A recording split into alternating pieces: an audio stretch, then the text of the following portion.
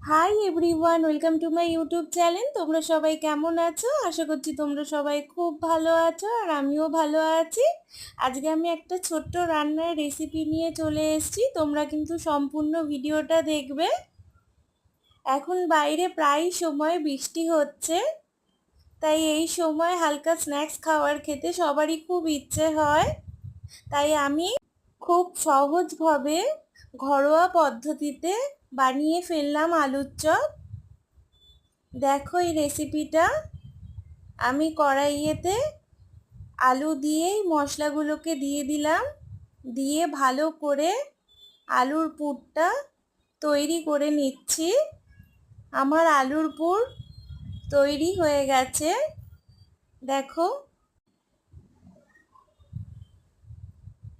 আরেক দিকে নিয়ে নিয়েছি বেসন। বেসনের মধ্যে দিয়ে দিয়েছি হলুদ গুঁড়ো, লঙ্কার গুঁড়ো, নুন আর কালো জিরে দিয়ে অল্প অল্প করে জল দিয়ে আমি এটাকে মেখে নেব। আমার মাখা কমপ্লিট।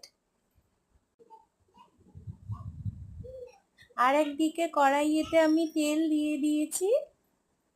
তেলটা গরম হলে আমি আলুগুলোকে বেসনে ডুবিয়ে ভেজে নেব।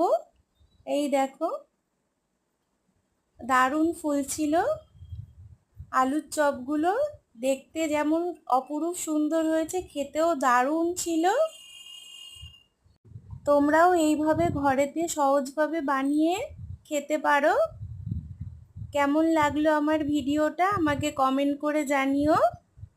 যদি তোমাদের ভালো লাগে একটা লাইক করে দিও, শেয়ার করে দিও, আর আমার চ্যানেলটাকে অবশ্যই সাবস্ক্রাইব করে দিও। টাটা।